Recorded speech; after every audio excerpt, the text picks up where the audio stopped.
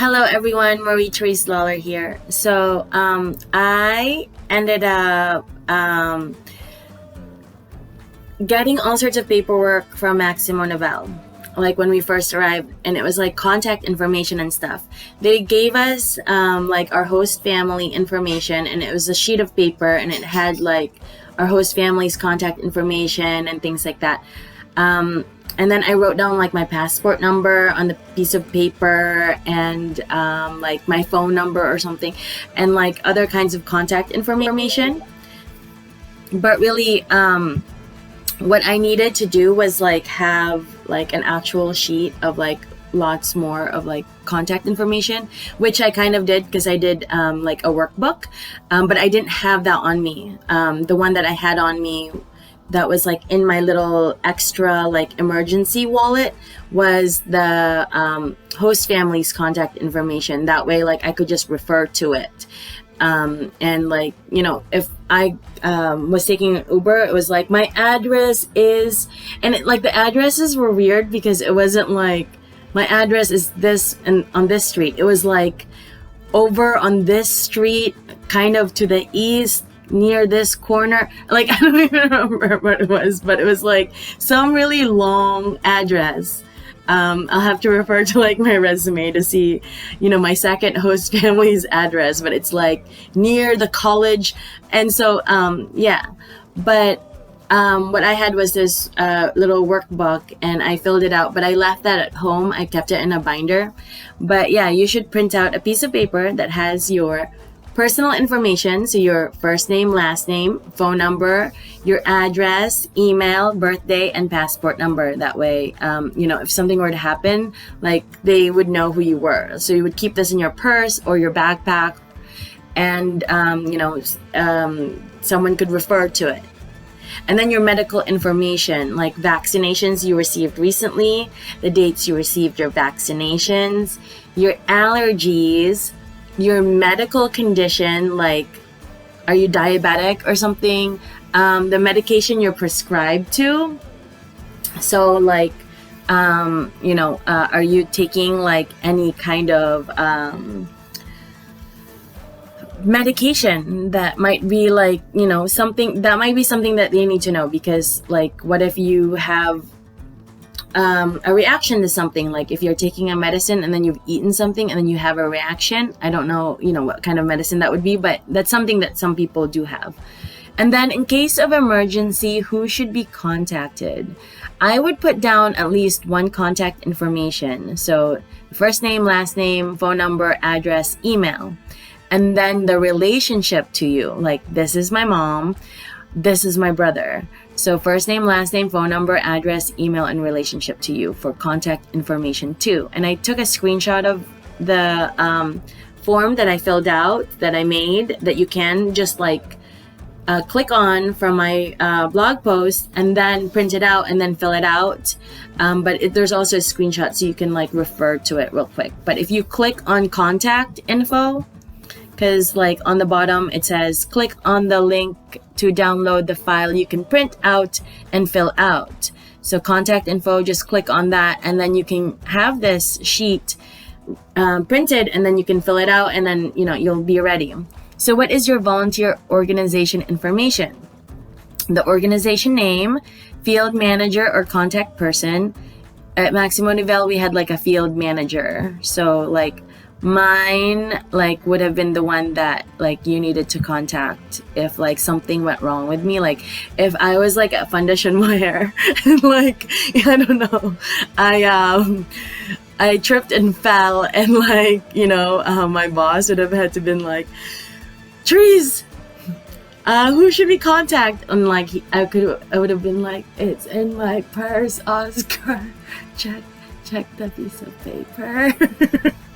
And he would have been like, oh, we need to contact blah, blah, blah. Okay, let's contact blah, blah, blah and let her know that you've tripped and fell. So, just kidding. Not that I would have. Foundation Wear was super safe. I would never have tripped and fallen. Anyway, So yeah, so organization name, field manager or contact person, email, volunteer placement. For me, I would have had to write Foundation Mujer, contact information of admin. So I would have had to try to write down the secretary's information of Foundation Mujer or something. The contact info that you would call with Foundation Mujer. The address to Foundation Mujer, phone number, and then email if there's an email. Then you want to put like your country's contact information. I wrote Costa Rica contact information, but it can be anyone. So dial emergency. I think for some countries it's different, but in the United States it's 911. Dial emergency for Costa Rica is like some other number. Costa Rica has a 911 service. Okay. So this is what the thing says. Costa Rica has a 911 service just like the United States that should be used in the event of an emergency. Frommer's travel guide notes that an English-speaking operator should be available. In the event you need an ambulance, dial 128 and call 118 to report a fire. In the event that you must contact the United States Embassy after hours for an emergency situation, such as death or an arrest, call 506-8863 4895 in Costa Rica or 011-506-8863 4895 in the United States. So this is a really good information. I'm gonna go ahead and what happened? Okay. Yeah, this is cool. So it says helpful phone numbers and travel to Costa Rica. So yeah, so dial emergency, 911, ambulance, you just heard it, whatever that was, police department, you just heard it, fire department, embassy phone number, address, and email. So I'm gonna fill that out. And okay, let me see if I can go ahead. You know what? I'm gonna take a screenshot of this link and also read it, because this is what I needed to have filled out, which I did. I filled it out somehow, but I didn't I kept it in my book bag, or at home. I had this binder that I printed out that was an IVHQ binder. I sat there and filled out everything, and then I kept it at home. But luckily I didn't have any issues, so I didn't even think to carry around my information of stuff. But if you have it all on a little piece of paper, and then have everything, and then know that when you go to your little orientation for Maximo Nivel, this is the piece of paper I have to fill out, and I must keep it on me, not somewhere else. So yeah, this is definitely really helpful info, and I'm gonna go ahead and screenshot it because yeah. So it says planning a trip to Costa Rica requires advanced planning to ensure your vacation runs smoothly. When making preparations for your vacation, programming important phone numbers for your trip into your cell phone helps you stay in contact with the United States in case of an emergency, and allows you to contact local or American authorities if you need assistance. So it has information on United States Embassy.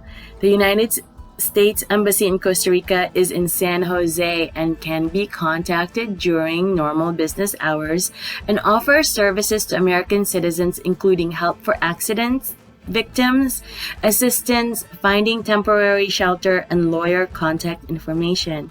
Contact the embassy by phone to sign up for the Smart Traveler enrollment program that keeps you up to date on travel advisories and safe warnings during your trip. According to its website, the embassy can be contacted in Costa Rica at 506-2519-2000 and at 011-506-2519-200 from the United States.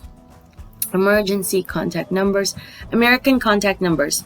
When calling American contacts while in Costa Rica, be sure to add the United States country code of 001 at the beginning of the number before you dial.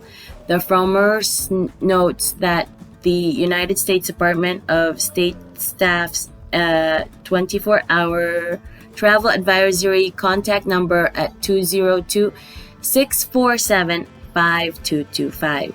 If you lose your passport or need passport-related assistance, the United States Passport Agency's number is 202-647-0518, and the international travel hotline maintained by the U.S. Centers for Disease Control can be contacted at 404-332-4559.